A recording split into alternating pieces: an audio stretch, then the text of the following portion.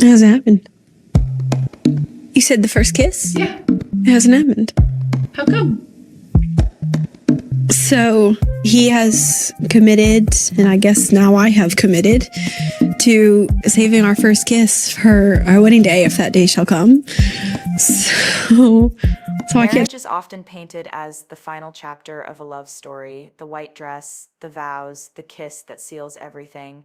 But as we've seen time and time again on Welcome to Plathville, real life doesn't roll out like a fairy tale. Behind the staged photos and sweet wedding memories, there are dishes in the sink, arguments that sting, and family members whose words can leave scars far deeper than anyone expected. Lydia Plath and Zac Wyse's story may look calm on the surface, but if you've watched closely, you know there's a whole lot bubbling underneath. What strikes me most about their journey is that it's not built on fantasy. Lydia and Zac don't stand in front of the cameras pretending they have it all together. Instead, what they show is raw, human, and grounded in faith. They let us see the missing nightstands, the quiet frustration when communication falters, the way they lean on prayer and gratitude to get through the messier parts of life. It's not glamorous, but it's real. And that's why viewers are drawn in, because who hasn't struggled to balance love, family, and personal faith in the middle of everyday chaos? But of course, life in the Plath family doesn't stop at household chores or budgeting for the future. There's a darker undercurrent, the weight of family expectations, the gossip that swirls when one sibling makes a choice others don't understand, the sharp words that cut right when you least expect them. For Lydia, that meant facing down painful comments and navigating the tension between loyalty to her siblings and loyalty to the man she's chosen to build a life with. And for Zac, it meant stepping into a family already scarred by division and trying to protect his wife while also holding his own ground. Those are the real stakes here, intimacy tested not just by what happens in the apartment, but by the echoes of a complicated family history that never really goes away. Watching Lydia and Zac has been a reminder that marriage is not just two people, it's the shadow of the families that raise them, the faith they cling to, and the courage it takes to say, we choose each other no matter what comes. Hi friends, my name is Sophie and welcome back to Reality Scandals Daily. If you've been following this channel, you know we dig deep into the real stories behind reality TV. Today we're stepping into the world of Lydia Plath and Zac Wyse, not to paint a glossy picture, but to look at what their marriage really shows us, the beauty, the conflict, and the powerful ways faith and reconciliation can hold everything together.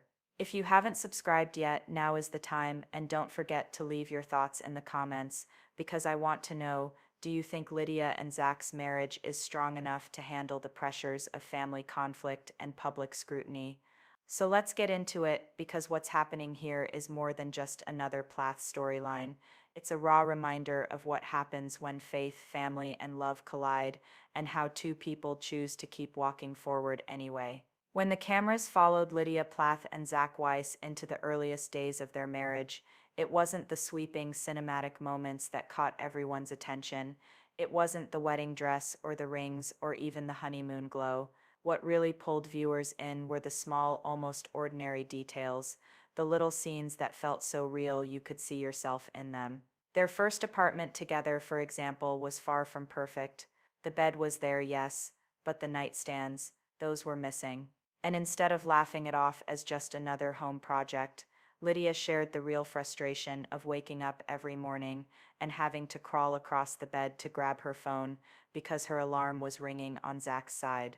That's the kind of detail that sticks with you, not because it's dramatic, but because it's honest.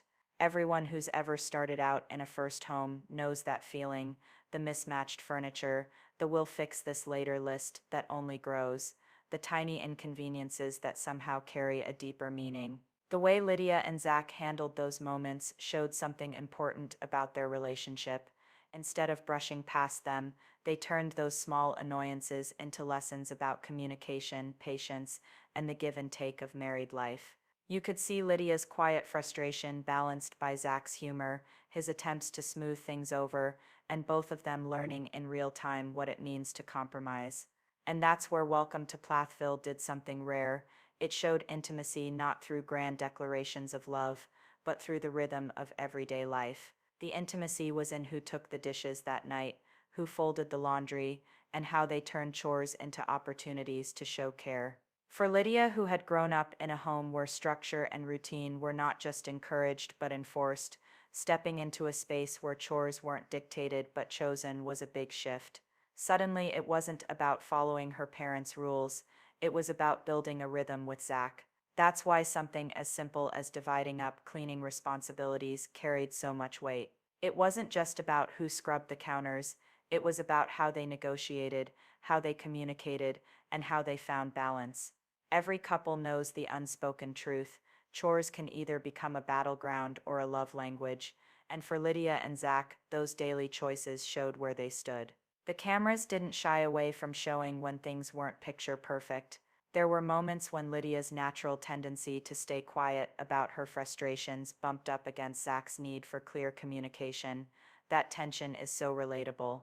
How many times have you swallowed your irritation over something small, only for it to grow bigger in your mind until it feels like a mountain?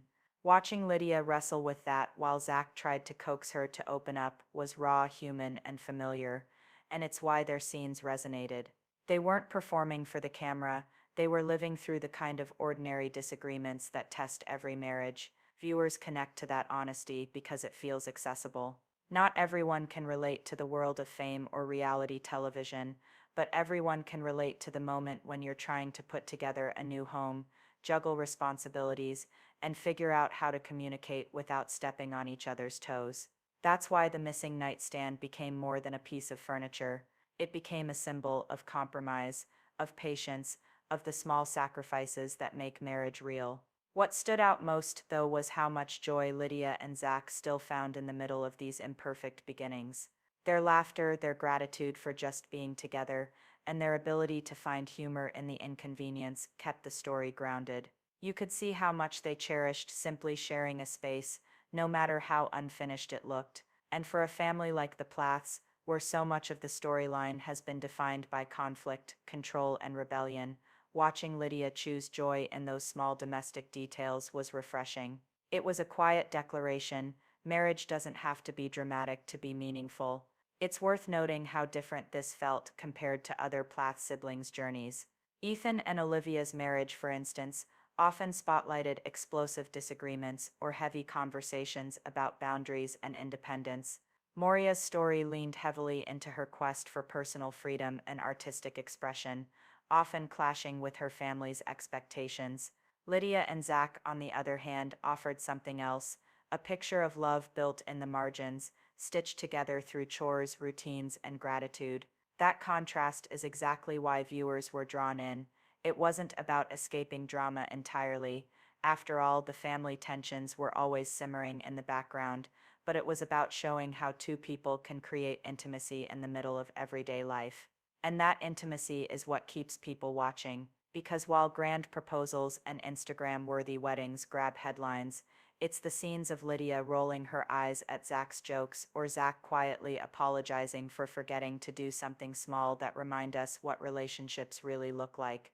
In those everyday moments, you see the heart of their marriage: two people willing to keep showing up, keep choosing each other, and keep laughing even when the nightstands are missing.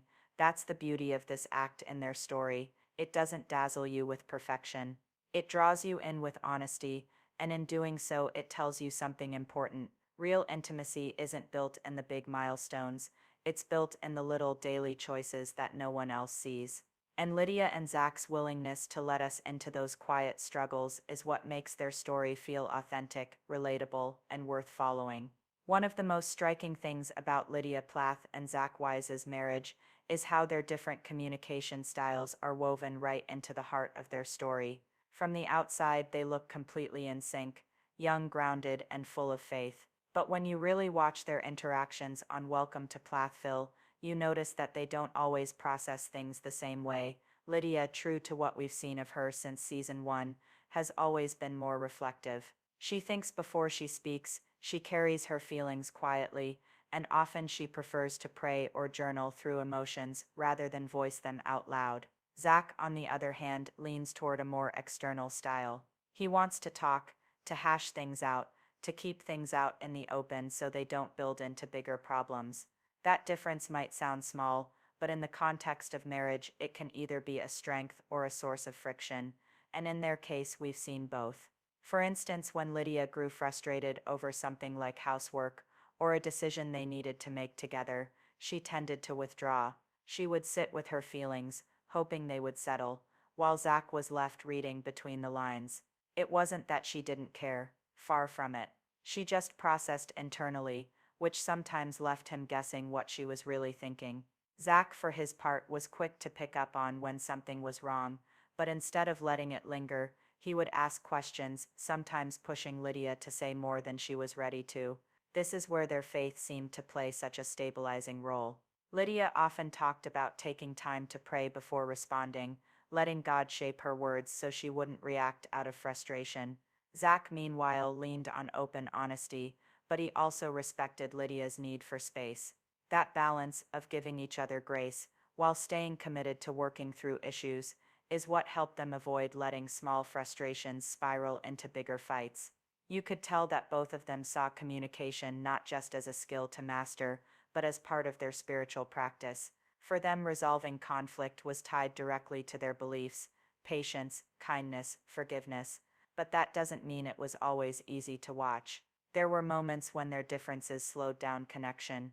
For example, when Lydia didn't share right away what was bothering her, Zac sometimes looked visibly unsure, wondering if she was upset with him personally.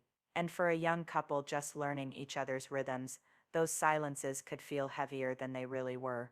Viewers who are married or in relationships could recognize that tension immediately. It's the universal feeling of not knowing whether to push for answers or to wait until your partner is ready to talk. At the same time, there were just as many moments where their communication styles became complementary. Lydia's calm, measured way of expressing herself often softened Zac's more direct approach, and Zac's willingness to speak up prevented issues from lingering too long. Together, they created a rhythm that felt steady, like two people slowly tuning their instruments until they could play in harmony. When you place their approach to communication side by side with other Plath family storylines, the differences are striking. Take Ethan and Olivia, for example. Their marriage has been defined by communication breakdowns. Ethan often shut down completely, while Olivia pushed for intense, honest conversations. Instead of balancing each other out, their differences collided in explosive arguments. Viewers saw entire episodes built around the fallout of those missed connections. Lydia and Zac, by contrast, rarely let things build to that point. Their faith-driven patience gave them a way to soften disagreements before they could harden into resentments.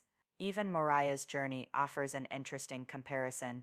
Mariah has often struggled to feel heard within the family, and her communication style tends to swing between silence and outbursts. She holds things in until the frustration becomes too much, then lets it all out at once. That cycle created tension not only with her parents but also with siblings, who didn't always understand where she was coming from.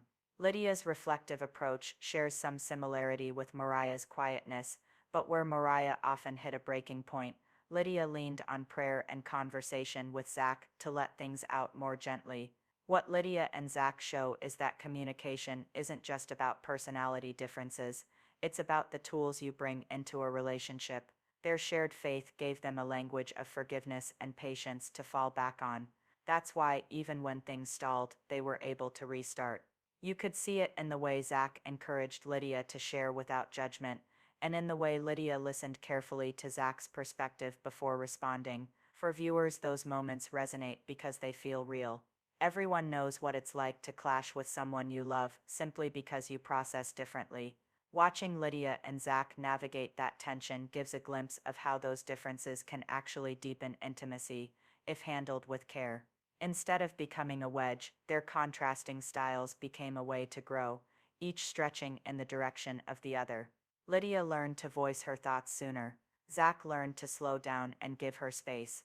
And together they showed that communication in marriage isn't about erasing differences, it's about building bridges across them.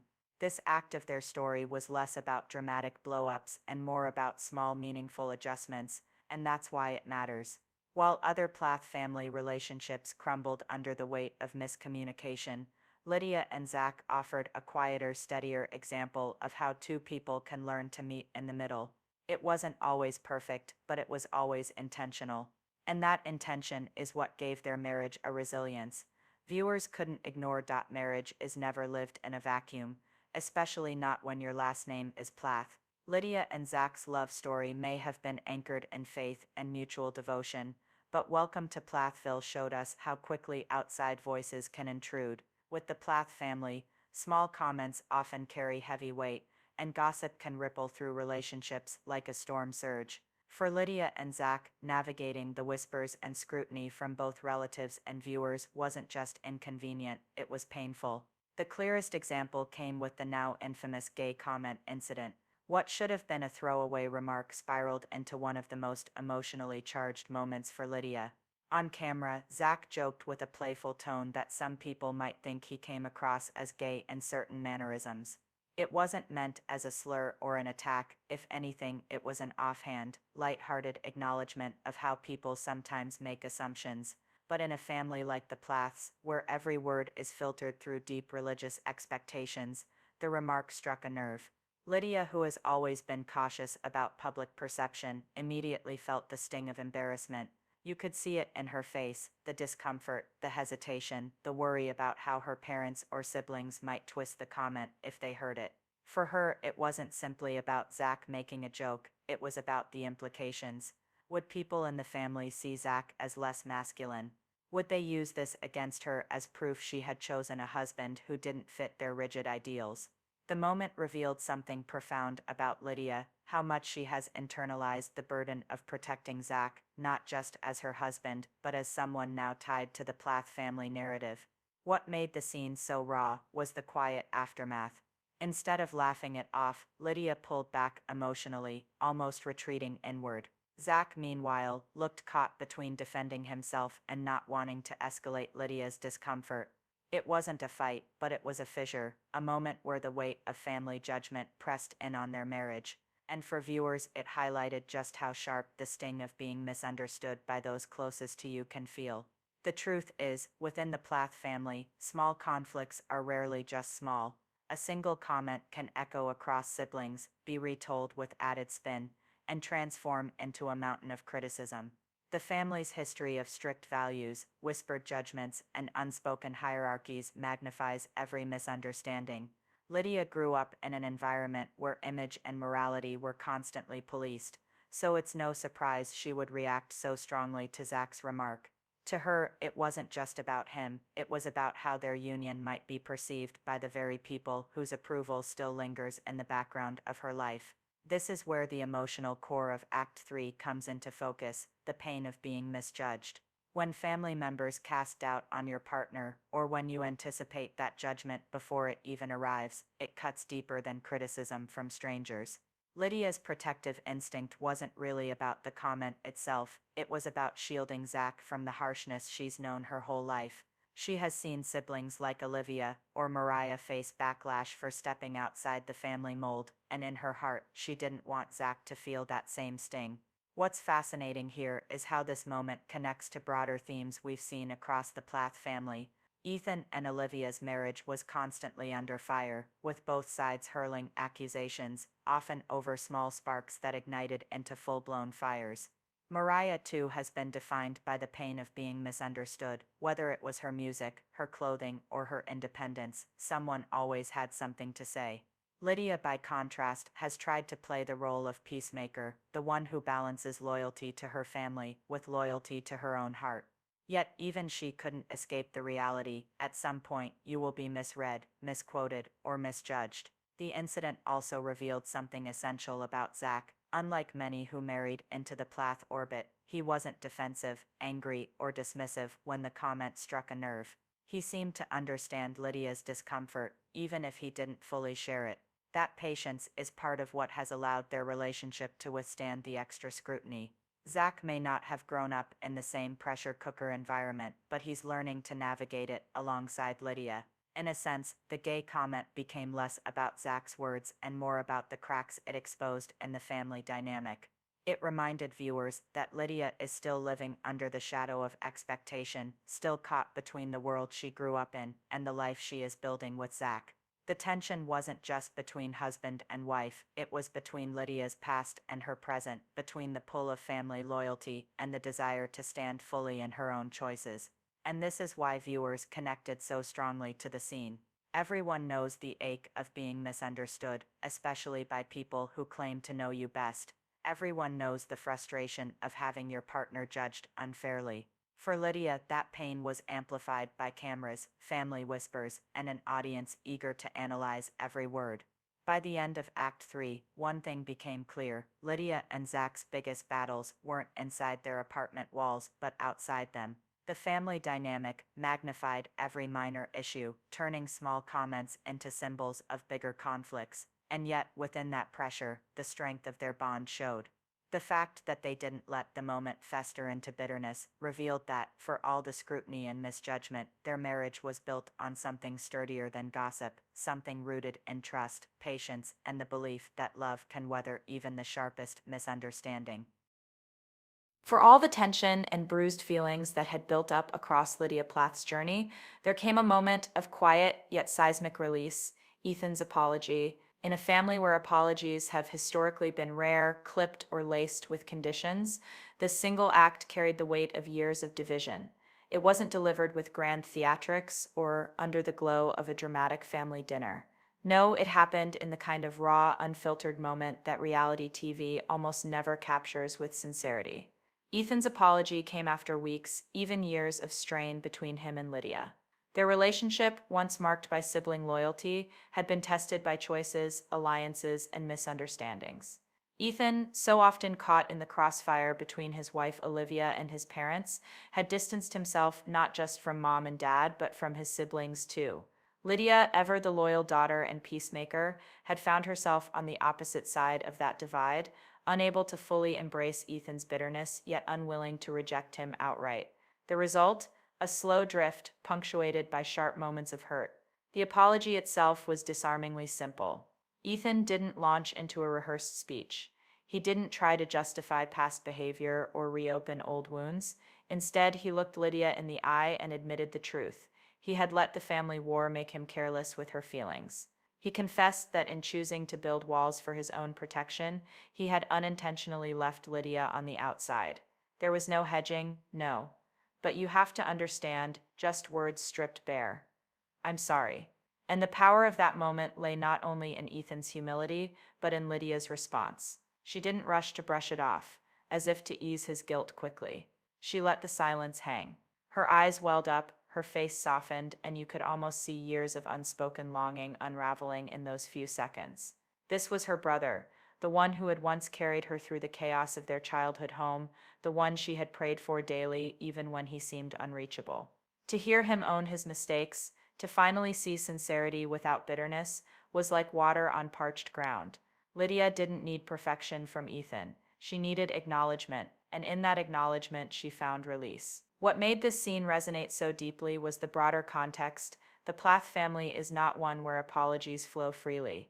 Kim and Barry rarely admitted fault, preferring instead to cloak their choices in religious justification. Moria often voiced pain but rarely offered resolution, her anger still sharp-edged and raw.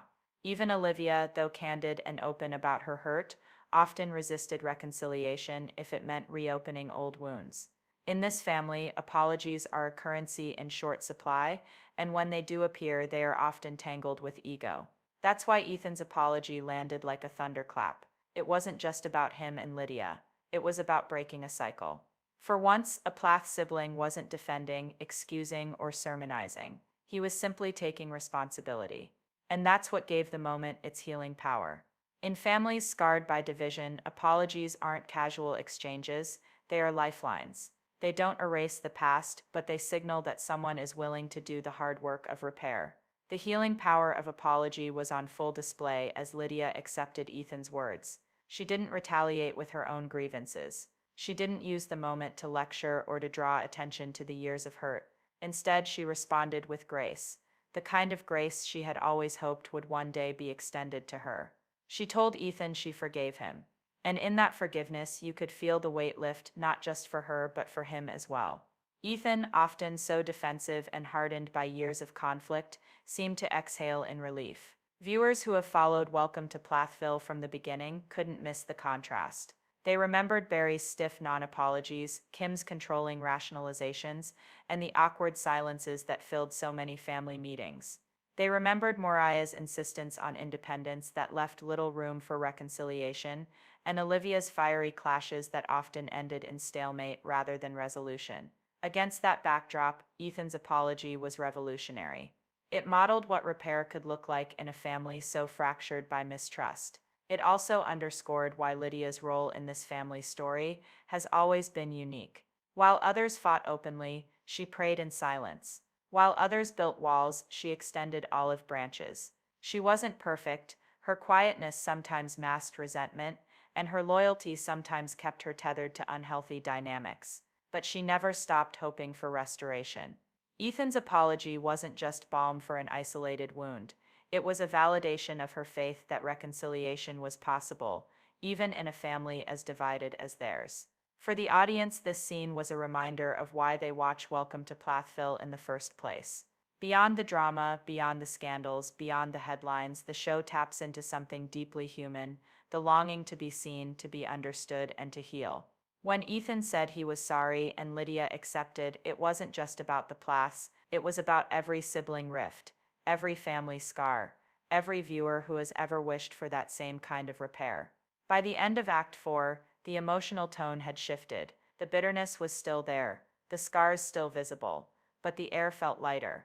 Ethan's apology didn't solve every problem, nor did it erase the family's history of conflict, but it did something almost more important. It showed that repair is possible when someone is willing to drop their defenses and choose humility. In a family defined by division, that kind of moment isn't just healing, it's revolutionary. By the time the season rounded into its final arc, what stood out most about Lydia Plath and Zac Wyse wasn't just how they weathered conflict, but how they kept circling back to one foundation, their faith. Again and again, the cameras captured them not merely reacting to life's struggles, but actively grounding their marriage in prayer, community, and gratitude. For Lydia, who has always leaned on her spiritual discipline, and for Zac, whose steady confidence is rooted in his own walk with God, faith wasn't a background detail, it was the operating system of their marriage. That truth came through most clearly in their conversations about the future. Instead of getting swept up in romantic idealism, Lydia and Zac were practical. They sat down with budgets, spreadsheets, and honest conversations about money, a striking contrast to the chaos viewers have seen in other family members' lives. Lydia admitted that, growing up, finances were something whispered about or hidden, often managed with rigid control but little transparency. With Zac, the topic became open, even freeing. They talked about saving for their first house, setting aside money for travel, and making intentional decisions about how to live within their means. These were not glamorous discussions, but they were the ones that would shape their marriage. What made these scenes resonate was how Lydia and Zac wove gratitude into the mundane. Instead of framing budgeting as deprivation, they framed it as stewardship. Each time they paid off a bill or reached a savings goal, Lydia would point out how blessed they were to be able to provide for themselves and to plan for the future. In an age where reality TV often glamorizes excess, their humility stood out. They weren't chasing wealth or Instagram aesthetics. They were building something sustainable, and they were doing it with gratitude as their guiding lens. That gratitude extended to their conversations about children. While Lydia didn't outline a rigid timeline, she spoke with warmth about wanting to grow their family when the time was right. Zac, for his part, emphasized preparation, emotionally, spiritually, and financially. It wasn't about rushing to prove anything to the Plath family or to the public. It was about ensuring that when they did welcome children, they would be ready to love and provide fully. This careful, faith-centered approach reflected maturity, especially when contrasted with the turbulent choices of others in the family. Travel also came up in their planning, but not as escapism. For Lydia, the idea of seeing more of the world outside the tightly controlled bubble she grew up in was deeply significant. She spoke about wanting to explore new places with Zac, not just for leisure but as a way to learn together, to grow together, and to experience God's creation beyond the borders she had once known. Zac shared that vision, often reminding Lydia that travel wasn't about indulgence, but about building memories that would strengthen their marriage. It was another area where practicality met gratitude, where intention triumphed over impulse. All of this, the faith, the gratitude, the realistic planning, highlighted a sharp contrast with the broader Plath narrative. Ethan and Olivia's marriage, though filled with passion, was often mired in unresolved conflict, their planning derailed by constant battles with family. Moria's story was marked by chasing independence, often without a clear plan for sustainability. Kim and Barry's marriage had collapsed under the weight of rigidity and control, with little evidence of shared gratitude or future vision. Against that backdrop, Lydia and Zac looked different. Not perfect, not immune to tension, but undeniably anchored. What set them apart was how seamlessly they connected the spiritual with the practical. Faith wasn't just prayer before meals or Sunday services. It was the lens through which they made decisions about money, children, travel, and community. And gratitude wasn't just a feeling, it was a practice. They named their blessings out loud, reminded each other of how far they had come, and chose to focus on what they had instead of what they lacked. That practice of gratitude is in many ways what kept their marriage from slipping into bitterness when conflicts arose. It stabilized them. Viewers who have followed Lydia since her teenage years could see the transformation. Once cast as the obedient daughter who quietly kept her head down, Lydia was now a woman building a life of her own design. Not rebellious like Moria, not defiant like Ethan, but intentional, rooted, and forward-looking. With Zac, she wasn't merely surviving her past, she was creating a future. And in that creation, she modeled something powerful, that love doesn't have to be dramatic to be enduring. It has to be faithful, grateful, and deliberate. In many ways, Act 5 offered the clearest answer to the question that hangs over every reality TV marriage: will they last? For Lydia and Zac, the answer wasn't in grand declarations, but in the steady beat of their daily choices. Budgeting together, praying together, dreaming together, laughing in the kitchen when chores went sideways, naming their blessings when the bills piled high, planning trips not as escapes but as adventures to strengthen their bond.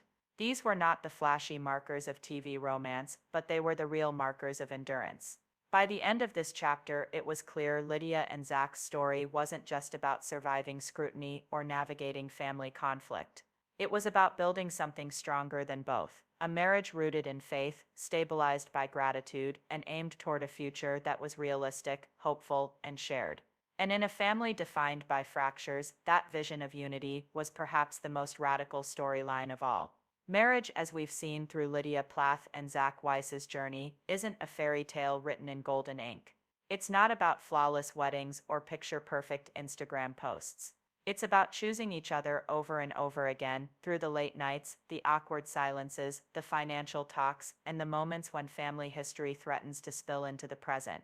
Their story has shown us that intimacy isn't built on grand gestures, but on resilience, reconciliation, and gratitude, lived out in the smallest daily choices.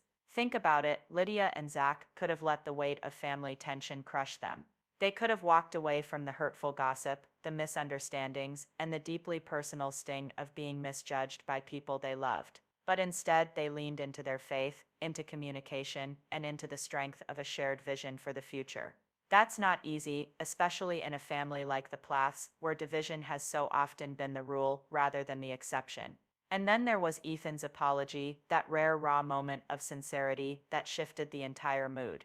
A simple "I truly sincerely apologize" can sound small when compared to years of silence and distance, but in this family, it meant everything. Do you believe that small apologies, when spoken with truth, have the power to build lasting healing? Or are the wounds in a family like this too deep to ever be fully closed? That's the haunting question the Plath story keeps leaving us with. For Lydia and Zac, though, reconciliation wasn't just a buzzword, it was the living proof that love can survive pressure and even grow stronger under it. Their resilience came not from denying conflict, but from addressing it, and their gratitude wasn't a performance for the cameras. It was a practice, a way of stabilizing their marriage against storms that might otherwise tear them apart. They didn't ignore their struggles, they embraced them as part of what makes a real marriage last. But what about the rest of the Plaths? If Lydia and Zac's story shows us what's possible with faith and intentionality, then what does that say about the ongoing divisions between Moriah, Olivia, Kim, Barry, and Ethan? Will the pattern of hurt and silence continue, or is there still room for more apologies, more reconciliation, more healing? And even more than that, do you think faith and family loyalty can overcome years of pain, or are some divides simply too wide to bridge? Friends, this is where I want to hear from you. Do Lydia and Zac give you hope for the future of the Plath family, or do you think their story is more of an exception than a model? Drop your thoughts down in the comments because I love hearing how you all are reading these family dynamics. And if you've stayed with me through this emotional ride, thank you. I'm Sophie, and this is Reality Scandals Daily. If you haven't already, hit that subscribe button so you don't miss my next breakdown, and give this video a like if you felt connected to Lydia and Zac's journey. I'll be back with more of the hidden truths and raw moments from Welcome to Plathville because this family's story is far from over. For now, we're left with the suspense: what comes next? Will the Plaths finally find common ground, or are more fractures waiting to appear? Whatever happens, you can be sure of one thing. The story of this family will continue to surprise us, move us, and remind us that even in the messiest relationships, there's always a chance for redemption.